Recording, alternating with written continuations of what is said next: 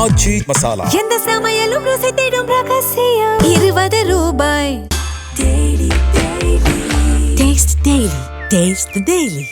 ஜெயலலிதாவே அரசியல் தோத்து போச்சு. கருணாநிதி தோத்து போயிட்டார். பல பேர் தோத்து போயிருக்காங்க. அப்போ அவர்களே அரசியலில் தோல்வி அடைகிற பொழுது நான் தொடர் வெட்டிலாம் அடைய முடியாது, எனக்கு அது வேண்டாம். இதுதான் விஜயுடைய நிலைப்பாடு.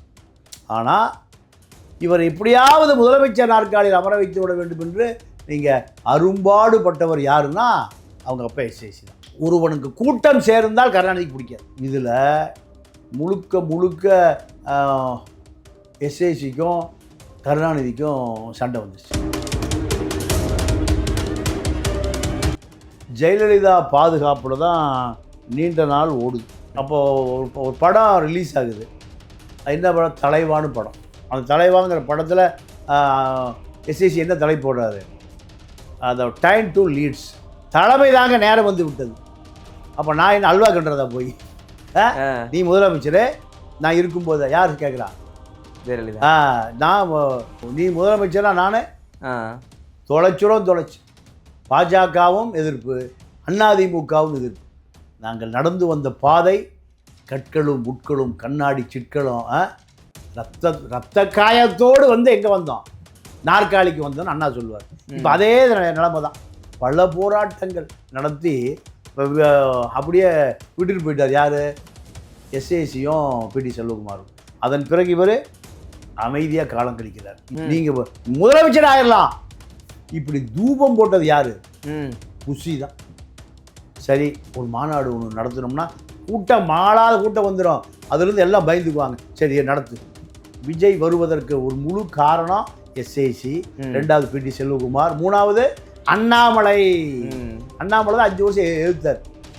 அது அடுத்து புஷி. இவர்கள் தான் 2 வருடமாக 24 கட்சி ஆரம்பித்து 26 முதலமைச்சர் ஆவதற்கு இத்தனை பேர் விதை போட்டார். இவரை பொறுத்த வரைக்கும் எப்போ அரசியல் கட்சி ஆரம்பிக்கணும்னு முடிவு பண்ணார்? 2 வருஷத்துக்கு முந்தி, 2 வருடத்திற்கு முந்தி தான் அரசியல் கட்சி ஆரம்பிக்கணும்னார். அப்போது திமுக எதிர்ப்பு என்கின்ற ஒரு பெரிய பிரம்மாண்ட கோட்டை கட்டப்பட்டது. இத்தனை பேர் திமுக எதிர்ப்பை கடைசி அறுவடை செஞ்சது யார்? விஜய்.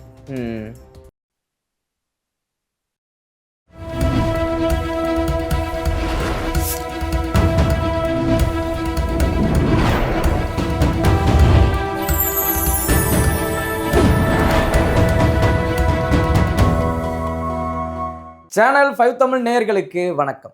நேர்காணலில் நம்மோடு இணைந்திருப்பவர் தமிழா பாண்டியன் அவர்கள். வாருங்கள், அவரோடு பேசுவோம். சார் வணக்கம். சார் வணக்கம் சார். இன்றைக்கு ஜூன் 22 தமிழக முதல்வர் சி ஜோசப் விஜய் அவர்களின் பிறந்த நாள்.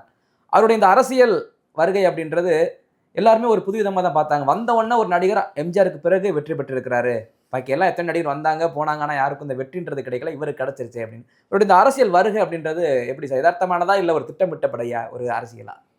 முதலமைச்சர் விஜயை பொறுத்த வரைக்கும் இந்த தேர்தல் மே 4, இந்த மே 4 அவர் ஆஸ்திரேலியா பயணத்துக்காக திட்டமிட்டிருந்தார். எலெக்ஷன் ரிசல்ட் அன்னைக்கு.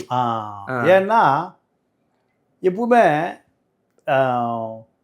திரைப்பட நடிகர்கள், உச்சபட்ச நடிகர், இப்போ ரஜினி எல்லாம் ஒரு படம் முடிஞ்சோடனையும் நேரம் இமயமலை போயிடுவார். ஆமாம். அவருக்கு பிடிச்சது இமயமலை, இவருக்கு பிடிச்சது ஆஸ்திரேலியா. அப்போது தான் முதலமைச்சர் ஆக மாட்டோம், முதலமைச்சர் என்பது நடக்காது, இப்படி தான் அவருடைய எண்ணம். நீங்கள் திருச்சி கிழக்கு, பெரம்பூர் இதில் தோல்வியடைந்தால் அதில் வெற்றி பெறும். இப்படியா சட்டசபைக்குள்ள போனால் போதும், சட்டசபைக்குள்ள போனால் போதும், இதுதான் அவருடைய எண்ணம். நீங்கள் இதை தாண்டி இன்னொரு விஷயம் என்னென்னா, அவங்க தந்தையார் எஸ்ஏசி விஜய் மக்கள் இயக்கத்தை தேர்தல் ஆணையத்தில் பதிவு செய்கிறார். ஆமாம். இதுக்கு எனக்கு சம்மந்தம் இல்லைங்கிறார். அப்பாவுக்கு மகனுக்குமான பிரிவே அதில் தான் ஆரம்பிச்சது. உன்னை நான் முதலமைச்சர் ஆக்கிறதுக்கு முயற்சி செய்கிறேன், ஆனால் தேர்தல் ஆணையத்தில் பதிவு செய்ததை நீ எதிர்க்கிறாய். நீங்கள் 2021 தேர்தலில் திமுகவுக்கு ஓட்டு போடுங்கன்னு அவர் அந்த கருப்பு சேப்பு ஸ்டிக்கர் ஓட்டுனா சைக்கிளில் போகிறார். நீங்கள் அப்போ அந்த காலகட்டத்தில் ஆதவ அர்ஜுனா திமுகவில் தான் இருக்கார். ஆமாம், சபரீசனுக்கு நெருக்கமாக இருந்து திமுக வெற்றி பெறுவதற்கான வியூகங்களை வகுக்கிறார். இதெல்லாம் இப்போ 21 24 விக்கிரவாண்டி அதுதான் அவர் முதல் அரசியல் மேடை. அது வரைக்கும் அவருக்கு அரசியல் வரலாமா வேண்டாமா, அப்பா தேர்தல் ஆணையத்தில் இதை கட்சியை பதிவு செய்தால் நீ என்ன கூட பேசாத, என்னை கொண்டு போய் அரசியல் இழுத்து விட்றியா, நான் திரைப்படத்தில் தான் நான் உச்சபட்ச நடிகனாக இருக்கணும்னு விரும்புகிறேன், எலெக்ஷனில் தோற்று போயிட்டா சினிமா தோற்று போயிடும், நான் சாக வரைக்கும் சினிமாவில் இருக்கணும், ஹீரோவாக நடிக்கணும். ஜெயலலிதாவை அரசியல் தோற்று போச்சு, கருணாநிதி தோற்று போயிட்டார், பல பேர் தோற்று போயிருக்காங்க. அப்போது அவர்களே அரசியலில் தோல்வி அடைகிற பொழுது நான் தொடர் வெற்றிலாம் அடைய முடியாது, எனக்கு அது வேண்டாம். இதுதான் விஜயுடைய நிலைப்பாடு. ஆனால் இவர் எப்படியாவது முதலமைச்சர் நாற்காலியில் அமர வைத்து விட வேண்டும் என்று நீங்கள் அரும்பாடுபட்டவர் யாருன்னா அவங்க அப்பா எஸ்ஏசி தான். எப்படின்னா நீங்கள் திமுகவுக்கு ஆதரவு கொடுக்குறாரு, அதிமுக ஆதரவு கொடுக்குறாரு, காங்கிரஸுக்கு இப்போ ஆதரவு கொடுக்குறாரு, இப்படி அத்தனை கட்சிகளுக்கும் ஆதரவு தளத்துக்கு பின்னால் எஸ்ஐசி இருக்கார். எஸ்ஐசி பொறுத்த வரைக்கும் அவர் 1977 ஒரு படம் எடுக்கிறார். அந்த அந்த அந்த படத்தை என்ன பேருனா அதுதான் அவருடைய முதல் படம். சட்டம் ஒரு இருட்டடை அவருடைய முதல் படம்னு சொல்லுவாங்க. அவள் ஒரு பச்சை குழந்தை 1978 எடுக்கிறார். இதுதான் அவர் முதல் படம். அந்த படம் ஃப்ளாப் ஆயிடுச்சு. அப்போ அது 3-4 வருஷம் ஒன்றுமே இல்லை.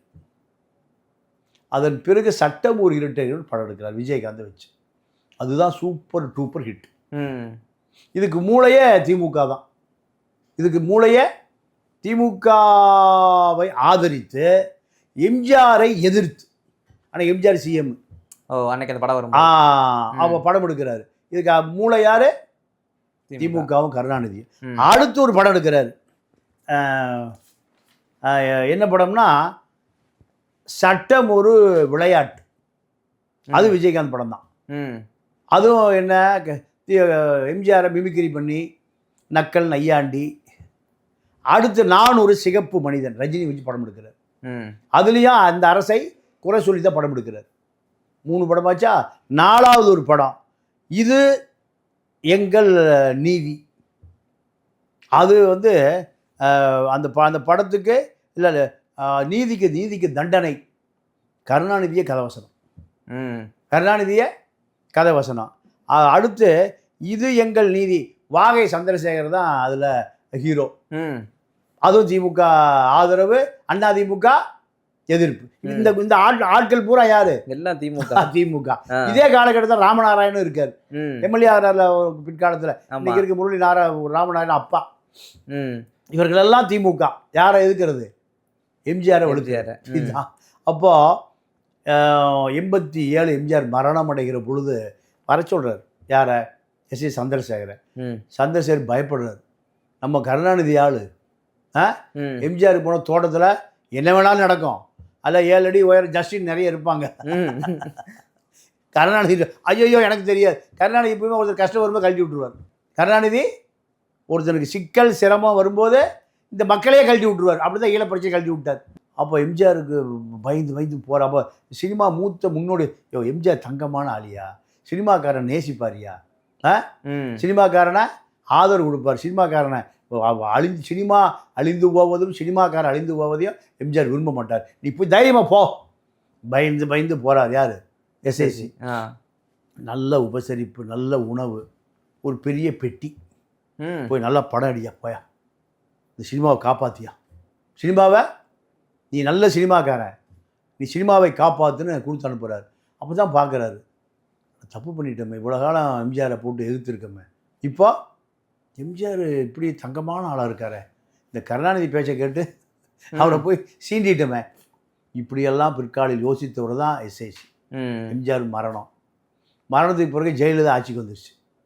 ஜெயலலிதா ஆட்சிக்கு வந்து பழையபடி கருணாநிதி பேச்சை கேட்டு வீட்டுக்கு ஒரு கண்ணகி எப்படி ஜெயலலிதாவை நக்கல் பண்ணி, ஜெயலலிதாவை கண்ணகியாக வீட்டில் ஒரு கண்ணகி இருக்காங்களான்னு படம் எடுக்கிறார்.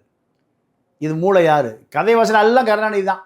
ஆனால் பேர் ராமசாமி கந்தசாமி போட்டுக்குவார். ஏன்னா திமுக கருணாநிதி கதை வசனம் எல்லாம் திமுக போயிருமில்ல. ஆமாம்.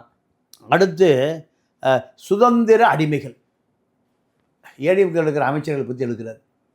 சுதந்திர அடிமைக்கு ஏதியா சுதந்திரம்? அடிமைனால சுதந்திரம் இல்லாத வந்து அடிமை, சுதந்திர அடிமைகள்னு படம் எடுக்கிறாரு. அதே போல் இது எங்கள் நீதி, எதிர்ப்பு, சசிகலா ஜெயலலிதாவை போல ராதிகாவை போட்டு ஒரு படம். ராதிகா யார்? திமுக ஆளு. இதுதான் எஸ்ஐசியினுடைய கடந்த கால வரலாறு. இப்படி ஓடிக்கொண்டு இருந்த அரசியல் ஒரு காலகட்டத்தில் கருணாநிதி சந்தேகப்படுறாரு. என்ன சந்தேகப்படுறாருன்னா, இவர் அரசியலுக்கு வர்றார். விஜய் மக்கள் இயக்கம், விஜய் மக்கள் இயக்கம்னு ஆரம்பித்து பாதிக்கப்பட்டவர்கள் குரல் கொடுக்கறது, நலத்திட்ட உதவி. நலத்திட்ட உதவினா என்ன? 5 லட்ச ரூபாய் பொருள் கொடுத்து 50 லட்ச ரூபாய் விளம்பரப்படுத்துறது, இதுதான் நலத்திட்ட உதவி. இப்படியெல்லாம் பண்ணுறாரு. இதை இந்த அரசியல் செய்கிற பொழுது கருணாநிதிக்கு சந்தேகம் வருது. ஒருவேளை நமக்கு எதிராக வந்துடுவாரோ, பிற்காலத்தில் நம்ம குடும்பத்துக்கு எதிராக அரசியல் ஆரம்பிக்கிறதுக்கு ஐடியா இருக்கோ. ஈழத்தமிழர் பிரச்சனைக்கு குரல் கொடுக்குறாரு, மீனவர் பிரச்சனைக்கு நாகப்பட்டினத்தில் விஜய் போ எல்லாம் யார்? அப்பா தான், எஸ்ஐசி தான். விஜயை பின்னுக்கு முன்னிறுத்தி பின்னுக்கு தள்ளுவது அப்பா தான். அப்போ இந்த சந்தேகம் கருணாநிதிக்கு வந்த பிறகு கருணாநிதிக்கும் எஸ்ஐசிக்கும் முரண்பாடு வருது. முரண்பாடு வந்த பிறகு சென்சாரில் கருணாநிதி இன்ஃப்ளூயன்ஸ் பண்ணி வெட்டு பிட்டு கட்டு பல படங்களை வெட்டி விட்டுறாரு. நீங்கள் உதாரணத்துக்கு இதே காலகட்டத்தில் நாட்டாமை அரசியலுக்கு வர்றார். நாட்டாமை சரத்குமார் அரசியலுக்கு வந்து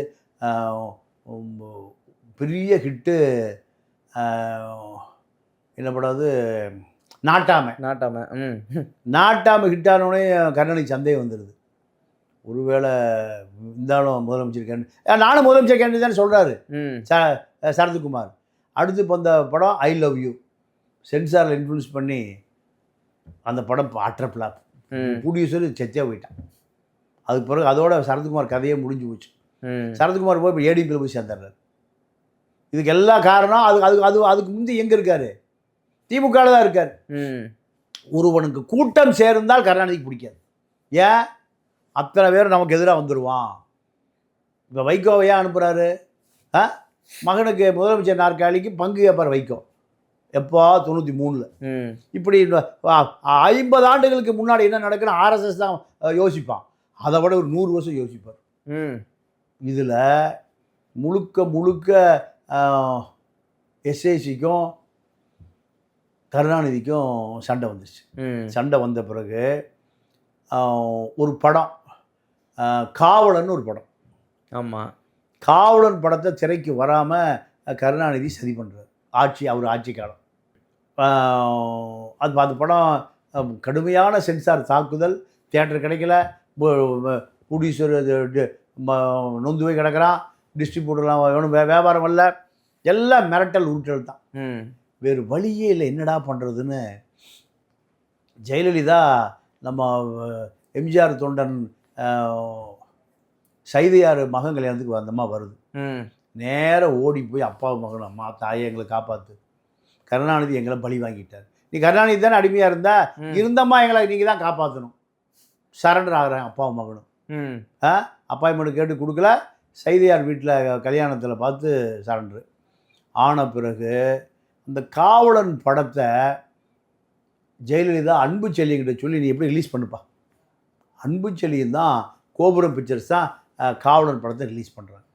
அப்போ தான் அந்த அம்மா சொல்லுது, எம்ஜிஆர் படமான காவல்காரன் படத்துக்கு இப்படி தான் அடைஞ்சல் பண்ணீங்க. காவல்காரன் படம் வரவிடாமல் தடுத்தார் கருணாநிதி. அதேமாரி எம்ஜிஆர் அந்த படத்தை ரிலீஸ் பண்ணார். இப்போ அதே போல் காவல்காரனுக்கு பிறகு காவலன் படம். அந்த அம்மாவை மேடையில் பேசுது, அரசியல் மேடையில். ஒரு ஹீரோவை ஜீரோவாக பார்க்குறீங்களா? உங்கள் பேரன் ஜீரோ, அவனை ஹீரோவாக பார்க்குறீங்களா? இப்படி அரசியலில் திமுகவை நோக்கி ஒரு பெரிய கடும் கண்டனம் தெரிவித்த பிறகு தான் எஸ்ஏசிக்கு உயிரே வருது. சரி, நீ கருணாநிதியுடைய சதி வேலையில் நம்ம தப்பிச்சுக்கலாம். இதுக்கு நடுவில் கருணாநிதி சென்சாரில் பல பிரச்சனை செய்த பிறகு கருணாநிதிட்டு தப்பிக்கிறதுக்கு நேராக டெல்லி போகிறார். டெல்லி போய் காங்கிரஸ் போய் சரண்டர் ஆகுறார். யார்? எஸ்ஏசி. என் மகனை காங்கிரஸில் சேர்த்துக்குங்க. ஏன்னா படவ வாய்ப்பை கருணாநிதி தட்டி பறிக்கிறார். சென்சாரை கட்டுப்பாட்டில் வச்சு பல அரசியல் பண்ணுறாரு. அப்போது என்ன கேட்குறாங்கன்னா டெல்லியில், சரி இந்த தமிழ்நாடு, கேரளா, கர்நாடகா, ஆந்திரா, அப்போ வந்து விஜய் வளர்ந்து வர நேரத்தில் எங்களுக்கு ஆதரவு கொடுத்து பிரச்சாரம் பண்ணுங்க. திமுக காங்கிரஸ் தொகுதிகளை மட்டும் பிரச்சாரம் பண்ணுங்க. இல்லை, எங்களுக்கு அகில இந்தியா யூத் காங்கிரஸ் பிரசிடென்ட் கொடுங்கன்னு கேட்குறாரு சந்திரசேகர். அப்படி கேட்டால் ஆல் இண்டியா லெவலில் பெரிய பதவி அது. ஆமாம்.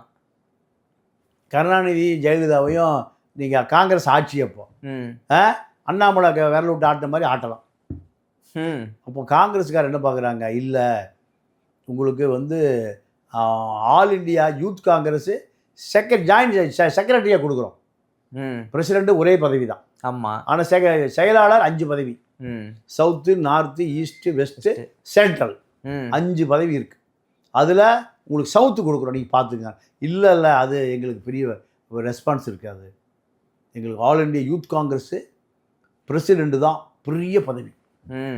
இதுக்கு நடுவில் பா சிதம்பரம், இளங்கோவன் 2 பேரும் என்ன பண்ணுறாங்க, இவரை நம்பி காங்கிரஸ் கட்சி வளர்த்த வேண்டிய தேவையில்லை. காமராஜ், கக்கன் போன்ற பெருந்தலைவர்கள் இருந்த காங்கிரஸை இந்த சினிமா நடிகர் விட்டு நடத்தணுமா, வேண்டவே வேண்டான்னு அதை காலி பண்ணிடுறாங்க. இதை காலி பண்ணதுக்கு பின்னாடியும் யார் இருக்கா? கருணாநிதி இருக்கார். கருணாநிதி மீறி உலகத்தில் எங்கேயுமே போய் ஜெயிக்க முடியாது. எவ்வளவு சூழ்ச்சி, அவ்வளவு தந்திரம். சரி, அது ஏமாற்றுவதுதான். இது என்ன தந்திரம்? நீங்கள் அதை அந்த தந்திரம் நாட்டுக்காக செய்தால் அது தந்திரம், சுயநலத்துக்காக செய்தால் அது மந்திரம். மந்திரம் தான். மந்திரங்கால் மதிமுக்கால். அப்போ காங்கிரஸ்லேயும் கேட் அடைச்சாச்சு. அப்புறம் மீண்டும் தான் ஜெயலலிதா போய் சரண்டர் ஆனது. ஜெயலலிதாவோட சரண்டர் ஆன பிறகு ஜெயலலிதா பாதுகாப்பில் தான் நீண்ட நாள் ஓடுது. ஓடிய பிறகு 2011 தேர்தல் வருது. இந்த தேர்தலில் அதிமுக ஆதரவாக பிரச்சாரம் பண்ணுறார். யார்? எஸ்ஏசி. அதுவரை திமுக, அப்புறம் காங்கிரஸ், அப்புறம் அதிமுக. எங்காவது தன்னை மகனை பாதுகாக்க முடியுமா? மகனுடைய திரைப்பட வாழ்க்கையை காப்பாற்ற முடியுமா? இந்த இவ்வளோ பெரிய போராட்டத்துக்கு நடுவில் எஸ்ஏசிக்கு தோளோடு தோல் நின்றவர் பிடி செல்வகுமார். ஆமாம், பிடி செல்வகுமார். விஜயுடைய அவங்க அப்பா 2 பேருடைய போராட்டத்துக்கும் நீங்கள் 10 பிரசாந்த் கிஷோருக்கு சமம். யார்? பிடி செல்வகுமார். பிடி செல்வகுமார் 25 ஆண்டு காலம் இவர்களோடு பயணித்தவர். பிடி செல்வகுமார் விரட்டப்பட்டு புலிப்படம் எடுத்து கடனாகி இப்போ அவர் திமுக போய் என்னென்னமோ ஆனது காரணமே நீங்கள் விஜய் தான். எஸ்ஏசியுடைய மனசாட்சின்னு ஒன்று இருந்தால் பிடி செல்வகுமாருக்கு கண்டிப்பாக பெரிய உதவி செஞ்சிருக்கு. பிடி செல்வகுமாருக்கு அவங்க அதோட இந்த புலிப்படமே விஜய் படம் தான், இவர் பினாமி தான். புலிப்படம் தோல்வியினுடையும் பிடி செல்வகுமாரை அதோட மறந்துட்டாங்க. பெற்ற அப்பனையே நீ இப்போ இந்த விஜய் மக்கள் இயக்கத்தை எலெக்ஷன் கமிஷனில் பதிவு பண்ணினா தேர்தலில் நான் தோற்று போயிட்டேன்னா படம் தோற்று போயிடும், சினிமா எனக்கு அந்நியப்பட்டு போயிடும். நீ தயவுசெய்து எலெக்ஷன் தேர்தல் அரசியலுக்குள்ளே எனக்கு கொண்டு போகாத. யாருடைய திட்டம்? விஜய் திட்டம். எனக்கு அரசியலே வேண்டாம், நான் சினிமா தான் எனக்கு வேணும். அப்பாவும் மகனும் ஏன் பேசி கொள்வதில்லைன்னா என்ன காரணம்? என்னை அரசியல்வாதி ஆக்கிறாத. ஜெயலலிதாவை தோற்று போய் ஜெயிலுக்கு போயிடுச்சு, கருணாநிதி தோற்று போய் ஜெயிலுக்கு போயிட்டார். நான் ஜெயிலுக்கு போயிருக்கணுமா? ஜெயிலுக்கே போகாத ஒரே ஆளர் எம்ஜிஆர் தான். அப்போ எம்ஜிஆரை போல தான் நான் இருக்கணுமே தவிர சினிமா கதாநாயகனை தவிர அரசியல்வாதி அல்ல. இது அப்போ அதற்கு பிறகு ஏடிஎம்கே ஆதரவு 2011 ஈழத்தமிழர் ஆதரவு, கச்சத்தீவு ஆதரவு, எல்லாமே எஸ்ஐசியுடைய முயற்சி தான். இந்த முயற்சி அதிமுகவில் பயணிப்பதும் எஸ்ஐசி முயற்சி தான். அப்போ எஸ்ஐசி என்ன சொல்கிறாரு, அதிமுக 2011 வெற்றி பெற்றதுக்கு நாங்களும் அணிலை போல உதவி செய்திருக்கிறோம். ஆமாம், இதுதான் அந்த எஸ்ஐசிக்கு பிடிச்ச நாக்கில் சனி. ஜெயலலிதாவுக்கு யாரும் அவன் வெற்றியை உரிமை கொண்டாடக்கூடாது. எல்லா வெற்றியும் ஜெயலலிதாவை சுற்றி தான், வேற யாரும் உரிமையை கொண்டாடக்கூடாது. ராஜீவ்காந்தி மரணத்தின் மூலம் தான் ஜெயலலிதா முதலமைச்சர் ஆனாருங்கிற செய்தி உலகத்துக்கே தெரியும். எனக்கா ஓட்டு போட்டாங்க எல்லாரும். எம்ஜிஆர் மரணம், எனக்கா ஓட்டு போட்டான். இதுதான் அந்த அம்மாவுடைய கொள்கை. யாராவது இல்லை எனக்கு தான் மிகப்பெரிய செல்வாக்கு, மிகப்பெரிய மக்கள் எனக்கு தான் ஓட்டு போடணும், 2 கோடி பேர் நான் எதை சொன்னாலும் கேட்பான். இதுதான் அந்த அம்மாவுக்கு ஒரு தலக்கணம். இதில் எஸ்ஐசி இதை சொன்ன உடனேயுமே விரிசல் ஆகிப்போச்சு. ஓ, நீங்கள் கேட்டு நான் ஜெயிச்சேனா அப்படி? நீ ஓட்டு போட்டு ஜெயிக்கிற அளவுக்கு நான் மோசமாக இருக்கேன். நானே புரட்சிக்கெல்லாம் தலைவி, வறட்சிக்கெல்லாம் தலைவி. அப்போ எஸ்ஐசி நிலைமை அவங்க அதிமுக ஓரம் கட்டப்பட்டார். ஓரம் கட்டப்பட்டு அப்போ ஆட்சி அவங்களுக்கு தான் 2011 21 வரை. ஆமாம், அந்த அம்மா உயிரோடு இருக்கிற 2016 பாதி அந்த அம்மா மரணம் அடைகிற வரை விஜய்க்கும் எஸ்ஐசிக்கும் 2 பேருக்கும் ஜெயலலிதா பிடிக்காது. அப்போது ஒரு படம் ரிலீஸ் ஆகுது. என்ன படம்? தலைவான்னு படம். அந்த தலைவாங்கிற படத்தில் எஸ்ஐசி என்ன தலை போடுறாரு, அதை டைம் டு லீட்ஸ், தலைமை தாங்க நேரம் வந்து விட்டது. அப்போ நான் என்ன அல்வா கண்டுறதா போய் நீ முதலமைச்சர் நான் இருக்கும்போது யார் கேட்குறா? ஜெயலலிதா. நான் நீ முதலமைச்சரா நானே தொலைச்சு ஏகப்பட்ட பிரச்சனை. அப்போ அதுக்கு நடுவில் ஜெயலலிதா அப்படியே கன்வின்ஸ் பண்ணணும்னு முடிவு பண்ணி விஜயை குடநாட்டுக்கு அனுப்புகிறார். சரி வா குடநாட்டுக்கு. இவர் அங்கே விட்டு ஃப்ளைட் விட்டு இறங்கி இப்போ ஒரு 5 கோடி ரூபா கார் மெர்சிடிஸ் பென்ஸில் போகிறார். அங்கே போனால் அப்பாயின்மெண்ட்டே இல்லை. குறுக்கா உள்ளே விட மாட்டேங்கிறான். உள்ளே விட மாட்டேங்கிறான். ஓம் பகதூர்னு இந்த குடநாடு கொலையில் அவனை கொலை பண்ணி போட்டாங்க. ஆமாம், அந்த அவன் நேபாளி குறுக்கா. அவன் இவரை யாருன்னு தெரியல. யாரை? இப்போதைய முதல்வர். அன்னைக்கு அவன் 15-20,000 சம்பளம் குறுக்கா. சப்பாத்தி மாவு சாப்பிட்டு ஒரு மூட்டை வாங்கி போட்டேன்னு 3 மாதம் சாப்பிட்டு அங்கேயே படுத்துக்குவான். சப்பாத்தி மாவு, வெங்காயம், உருளைக்கிழங்கு இருந்தால் போதும். ஹிந்திக்காரன் 3 மாதம் அந்த ரூம்லேயே படுத்துக்குவான் சாப்பிட்டு. நீங்கள் செக்யூரிட்டி வேலை பார்ப்பா ரூமில் போயிடுவான். இவர் நின்று அம்மாவை பார்க்கணும் இருக்குங்கிறார். ஃபோன் அடித்தா சசிகலா எடுக்கலை. அவன் சொல்கிறான், சோடுதார் அந்த பக்கம் வழியில் நிற்காத ஓரமாக போங்கிறான். சோடுதாவ் அம்மா பார்க்க நாய் சோடுதாவ். இப்படி 1/2 மணி நேரம் போராடிட்டு அந்த அம்மா இன்சல்ட் பண்ணிடுச்சு. உண்மையான தலைவனாக இருந்தால் அங்கேயே ப்ரெஸ்ஸை கூட்டியிருக்கணும். இந்த அம்மா வர சொன்னாங்கய்யா, சென்னையிலேருந்து நான் கோயம்புத்தூர்லேருந்து மேட்டுப்பாளையம் கொடநாடு வந்திருக்கேன். இப்போ அந்த அம்மா என்னைய இன்சல்ட் பண்ணிட்டான்னு ப்ரெஸ் மீட் வச்சுருந்தா அன்றைக்கே 7:30 இழுத்துருந்தா அன்றைக்கே இவர் ஒரு பெரிய தலைவராக மாறி இருப்பார். இவர் என்ன பண்ணார்? யாருக்கும் தெரியாமல் சென்னை வீட்டில் படுத்துட்டார். காரணம் அரசியல்வாதி அல்ல, ஒரு போராளி அல்ல, ஒரு புரட்சிக்காரன் அல்ல. இதுதான் அவருடைய நிலைமை. அதுக்கு பிறகு அந்த அம்மா இவரை ஒரு பொருட்டாகவே மதிப்பதில்லை. அது அந்த காலம் முடியுது. ஜெயலலிதா ஆட்சி காலம் முடியுது. அப்போ இதுக்கு நடுவில் அந்த காலகட்டத்தில் பிஜேபி எதிர்த்து ஒரு படம் எடுக்கிறார். அது ஒரு மெர்சல் நினைக்கிறேன் ஒரு படம். ஆமாம். உடனே நம்ம ராஜா ராஜா களத்தை குதிச்சிட்டார். ஏய் நீ யாரு? ஜோசப். ஆமாம், ஜோசப் விஜய், நீயே ஒரு கிறித்துவன், இந்து மதத்துக்கு எதிரானவன். அவர் கொளுத்தி போட்டார். அப்போ தான் ஜோசப்புங்கிற பேரை எல்லாத்துக்கும் தெரியும். அது வரைக்கும் விஜய் மட்டும்தான். அப்போது பாஜகவும் எதிர்ப்பு, அதிமுகவும் எதிர்ப்பு. அப்போ விஜய் பயந்து போய் அரசியலே வேண்டாயா, நீ இனிமேல் என்னை கூட நடுக்குழியில் தள்ளி விட்டா. யாரை? அப்பாவை. பிடி செல்வகுமார் அவர் ஒரு அரசியல் ஆலோசகர், அவரும் எஸ்ஐசி சேர்ந்து தான் விஜய் இவ்வளோ பெரிய உயரத்துக்கு கொண்டு வந்தார்கள். கொண்டு வந்தவரைய, ஏன்னா அரசியல் என்பது அது ஒரு மலர் கிரீடம் அல்ல. என்ன கிரீடம்? முள் கிரீடம். நீங்கள் அண்ணாதுரை தான் சொல்லுவார், நாங்களெல்லாம் முதலமைச்சர் நாற்காலிக்கு வருவோம் என்று எங்களுக்கு எண்ணிக்கூட பார்க்கவில்லை. நாங்கள் எங்களை வண்ண வண்ண பூக்கள் பூத்து குலுங்கி நறுமணத்தோடு எங்களை வரவேற்கவில்லை. நாங்கள் நடந்து வந்த பாதை கற்களும் முட்களும் கண்ணாடி சிற்களும் முட்கள் தைத்து எங்களை முதுகில் முட்கள் பராண்டி ரத்த காயத்தோடு வந்து எங்கே வந்தோம்? நாற்காலிக்கு வந்தோன்னு அண்ணா சொல்லுவார். இப்போ அதே நிலைமை தான்.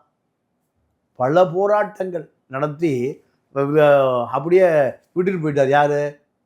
எஸ்ஏசியும் பிடி செல்வகுமாரும். அதன் பிறகு இவர் அமைதியாக காலம் கழிக்கிறார். இந்த காலகட்டத்தில் உதயநிதி முழு தேட்டரை அவர் கண்டூர் கொண்டு வந்தார் 2021. ஆமாம், அந்த 1000 தேட்டர் 1000 தேட்டர் அவர் கட்டுப்பாட்டுக்கு வருது. சினிமா ஃபீல்டே அவர் கட்டுப்பாட்டுக்கு போகுது. இதுக்கு நடுவில் என்னென்னா கருணாநிதி என்ன பண்ணாருன்னா, சந்திரசேகர் ஒழிக்கிறதுக்கு ரெட் ஜெயிண்டை விட்டு படம் எடுக்க சொல்கிறார். சரி, ஆமாம் குருவி படம். குருவி படத்தில் இவருக்கு 5 கோடி ரூபா சம்பளம். எல்லா ப்ரொடியூசரும் போகிறான், எனக்கு 5 கோடி கொடுக்குறீங்க, நாங்கள்லாம் மொத்த படத்தையே 3 கோடிக்கு முடிச்சிருவோம். யாரும் விஜய் படம் எடுத்துடக்கூடாது, 5 கோடி கொடுத்து எடுக்கக்கூடாதுன்னு தான் கருணாநிதி குடும்பம் செய்த சதிதான் அந்த குருவி படம். அதோடு அவருக்கு பெரிய பட்ஜெட்டில் படம் பண்ணுறதுக்கு ஆட்கள் எல்லாம் போயிட்டான். அவரே சொந்தமாக காசு போட்டு ஏதோ ராமசாமி கந்தசாமி பேரில் படம் எடுக்க வேண்டிய தேவைக்கு தள்ளி விட்டதே திமுக தான். 2011 வந்த பிறகு அவர்களை பகைத்து கொள்ள விரும்பாமல் என்ன பண்ணுறாரு? திமுகவோடையே சேர்ந்து பயணிக்கிறார். திமுகவோடைய சேர்ந்து பயணிக்க, அப்பா நீ பக்கத்தில் வராதப்போ என்னை கொண்டு போய் நடு ரோட்டில் விட்டுட்டு போயிட்டேன். நான் அரசியல்வாதியே அல்ல, நான் வந்து ஒரு சினிமா நடிகர். இது அப்பா மகனுக்கான பிரிவு. இந்த பிரிவை சரியாக பயன்படுத்தி கொண்டார் புஷி. தலைவரை, இந்த திமுக ஒழிக்கணும்னா கட்சி ஆரம்பிக்கணும் தலைவரை. நான் வந்து புஷி தொகுதியில் எம்எல்ஏலாம் ஆகணும்னு நினச்சே பார்க்கல. அங்கே ஒரு முகமதியர் ஒரு பெரியவர் ஒருத்தர் எம்எல்ஏ இருந்தார். அவருக்கு பெட்டி தூக்கிட்டு போயிட்டு இருந்தேன். உதவியாளர் அவர் இறந்துட்டார். இறந்த பிறகு அவர் குடும்பத்தில் போய் நீங்கள் யாராவது நில்லுங்க, அங்கே கொடுக்குற பெட்டி தூக்குறேன்னு சொன்னேன். இல்லைப்பா எங்களுக்கு அரசியலே வேண்டாம், எங்களுக்கு பல கோடி ரூபா தொழில் இருக்குது, வியாபாரம் இருக்குது, நாங்கள் பார்த்துக்குறோன்ட்டாங்க. அப்போ நான் நிற்கிற நீ நில்லுப்பா, அவர் பேரை சொல்லி நான் எம்எல்ஏ ஆகிட்டேன். முதலமைச்சர் கும்பிடுறாரு, எதிர்கட்சி தலைவர் எம்எல்ஏ ஆகிட்டேன் தலைவரை, நீங்கள் முதலமைச்சர் ஆயிடலாம். இப்படி தூபம் போட்டது யார்? புஷி தான்.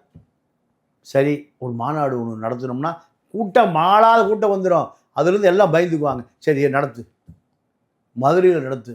ஏன்னா கன்னியாகுமரிக்கும் சென்னைக்கு நடுவில் அதுதான் இருக்குது. அங்கே அமைச்சர் மூர்த்தி விரட்டி மதுரையிலேருந்து திருச்சிக்கு வந்துட்டார். இவர் நேரு மிரட்டி கடைசி விக்கிரவாண்டிக்கு வந்துட்டார். அப்படி தான் விக்கிரவாண்டி அந்த கூட்டம் நடத்தும். அதான் முதல் கூட்டம். கூட்டம் நடத்துனா மாநாட்டுக்கான எந்த அடிப்படை அறிவு யாருக்கு இல்லை. உச்சி வெயில் அவனா நிற்பானா, மாநாடு பேசுவானா? இது வரைக்கும் மாநாடு பார்த்ததும் இல்லை, கேட்டதும் இல்லை, போனதும் இல்லை. எப்போ திமுக அதிமுக மாநாடுலாம் குழு பந்தல் இருக்கும் இல்லையா? அவன் வந்தவன் தண்ணி கூட இல்லாமல் டாய்லெட் தண்ணி எடுத்து குடிச்சிட்டு போனான். அப்போ இவர்களுக்கு அரசியல் என்பது அரிச்சுவடியே தெரியாத ஆட்கள். இந்த அரிச்சுவடி தெரியாத ஆட்களுக்கு அண்ணாமலை திமுகவை எதிர்த்து வச்சிருந்தார். ஆமாம், விதை போட்டு வச்சிருந்தார். திமுக ஃபைல்ஸ் 1 ஃபைல்ஸ் 2 திருட்டு திமுக கொள்ளையடிக்கிறான். விஜய் வருவதற்கு ஒரு முழு காரணம் எஸ்ஐசி, 2வது பிடி செல்வகுமார், 3வது அண்ணாமலை. அண்ணாமலை தான் 5 வருஷம் எதிர்த்தார். அது அடுத்து புஷி. இவர்கள் தான் 2 வருடமாக 24 கட்சி ஆரம்பித்து 26 முதலமைச்சர் ஆவதற்கு இத்தனை பேர் விதை போட்டிருக்காங்க. இவரை பொறுத்த வரைக்கும் எப்போ அரசியல் கட்சி ஆரம்பிக்கணும்னு முடிவு பண்ணார்? 2 வருஷத்துக்கு முந்தி, 2 வருடத்திற்கு முந்தி தான் அரசியல் கட்சி ஆரம்பிக்கணும்னார். அப்போது திமுக எதிர்ப்பு என்கின்ற ஒரு பெரிய பிரம்மாண்ட கோட்டை கட்டப்பட்டது. அந்த கோட்டைக்குள்ளே வருவதற்கு நீங்கள் எஸ்ஏசி, பிடி செல்வகுமார், புஷி, ஆதவ அர்ஜுனா. ஏன்னா புஷி தான் அதுக்கு முக்கியமான காரணம். ஆதவ அர்ஜுனா திமுக எதிர்ப்பை கூர்மைப்படுத்தினார். அரசியல் ஆசை தூண்டியது யாரு? புஷி. திமுக எதிர்ப்பை கூர்மைப்படுத்தினது ஆதவ அர்ஜுனா. திமுகவை எதிர்த்து ஒரு பெரிய கோட்டை கட்டி வச்சிருந்தது அண்ணாமலை. எடப்பாடி ரோல் அதில் ஒண்ணுமே இல்லை. அண்ணா திமுகவை எதிர்க்கவே இல்லை. இத்தனை பேர் திமுக எதிர்ப்பை கடைசி அறுவடை செஞ்சது யாரு? விஜய். ஏன்னா திமுக மீது அவ்வளவு வெறுப்பு மக்களுக்கு இருந்ததை காக்கா உட்கார பணம் விழுந்த கதையா? 2 வருஷத்துல ஒருத்தர் முதலமைச்சர் ஆக முடியும்னு யாராலையும் கற்பனை பண்ணி பார்க்க முடியும். ஏன்னா அவரே கற்பனை பண்ணல. ஆஸ்திரேலியா போய் கங்காரு குட்டியோட விளையாடலான்னு முடிவு பண்ணிட்டு இருந்தார். ஆனால் மக்கள் என்ன பண்ணா, முதலமைச்சர் நாற்காலி காலியா இருக்கு, அது உட்காருங்க. இதுதான் விஜய் முதலாவது சட்டசபை, அவருக்கு முதல் அனுபவம். விஜய்யுடைய அமைச்சர்களுக்கு முதலாவது அனுபவம், சட்டமன்ற உறுப்பினர்களுக்கு முதலாவது அனுபவம். இப்போ எப்படியாவது ஆட்சியை கலைத்து விட்டு மீண்டும் அமர முடியுமான்னு உதயநிதி ராத்திரி பகலாக தூங்குறது இல்லை. ஆமாம், இப்போ இன்னும் அவங்க அம்மாட்ட ஆட்சியை கலைக்கணும். எப்படியாவது விளையாட்டு ஜாமான் வாங்கி கொடு, பொம்மை கிம்மை குழந்தைக்கு என்ன வாங்கி கொடுப்பாங்கல்ல, எனக்கு 10 எம்எல்ஏ வாங்கி கொடு. எங்கேருந்து? தாவேக்கா விட்டு ஆட்சி கவுந்து போயிடும். இதுதான் இப்போ உதயநிதியினுடைய இரவு பகலாக தூக்கம் இல்லாமல் எப்படியா ஆட்சியை கவுக்கணும். அவங்க அப்பா சொல்கிறாரா, ஸ்டாலின் 3 மாதத்துக்கு கவுந்துடும், 2 மாதத்துக்கு கவுந்துடும், 4ஆம் தேதி கவுந்துடும். நீங்கள் சொல்லுங்கள், கவருமா இல்லை தொடருமா? தொடரும். ஏன்னா இப்போ ஆட்சியை மிக கவனமாக கொண்டு போக வேண்டிய தேவை இருக்குது. இன்றைக்கி பிறந்த நாளில் கரூர் பகுதியில் பூரா காசு கொடுத்து யாருன்னா செந்தில் பாலாஜி தான் காசு கொடுத்தார். எதுக்கு? விஜய் பிறந்தநாள் கொண்டாட சொல்லி. இப்போ என்ன நடக்குதுன்னா, தமிழ்நாடு முழுக்க அதிமுக போனான்ல அக்யூஸ்டுகள், அவன் பூரா விளம்பரம் கொடுக்குறான். ஏன்? விஜய் படம், புஷி படம், ஆதவ் படம் எல்லாம் போட்டு மாவட்ட செயல் படம் அவன் படத்தையும் பெருசாக போட்டுக்கிறான். யார்? போன ஆளுக்கு அண்ணாதி. அவன் பாவம், அவனுக்கு வேட்டி சட்டையை இவன் தான் வாங்கி கொடுக்குறான். யார்? அதிமுக. என்ன காரணம்? அதிமுக காரணத்துக்கு தான் கட்ட பஞ்சாயத்து பண்ணணும், போலீஸ் ஸ்டேஷனுக்கு போகணும், மணல் திருடணும், சரக்கு ஓட்டணும், டாஸ்மார்க்கில் சரக்கு. இது இத்தனை யாருக்கு தேவை? அதிமுக போன அக்யூஸ்டுகளுக்கு தேவை. அப்போ அவன் யாரை பயன்படுத்துகிறான்? தாவேக்காவை பயன்படுத்துகிறான். இப்போ அது நடந்துட்டுருக்கு. நீங்கள் மகேஷ் பொய்யாமொழி எதிர்த்து வெற்றி பெற்றவர் நாவல்பட்டு விஜய், அவரை தாவேக்காவுக்குள்ளே அனுப்பியது நேருடைய பினாமி. அந்த நாவல்பட்டு விஜய் 1 கோடி ரூபா கொடுத்து அனுப்புகிறார். 1 கோடி கொண்டு முடிச்சுட்டு கொடுத்து சீட்டு வாங்கிட்டு வந்துட்டார். இப்போ அவர் யாருக்கு விசுவாசமாக இருப்பார்? நேருக்கு. தமிழ்நாடு முழுக்க இப்படி ஒரு செட்டப் இருக்குது.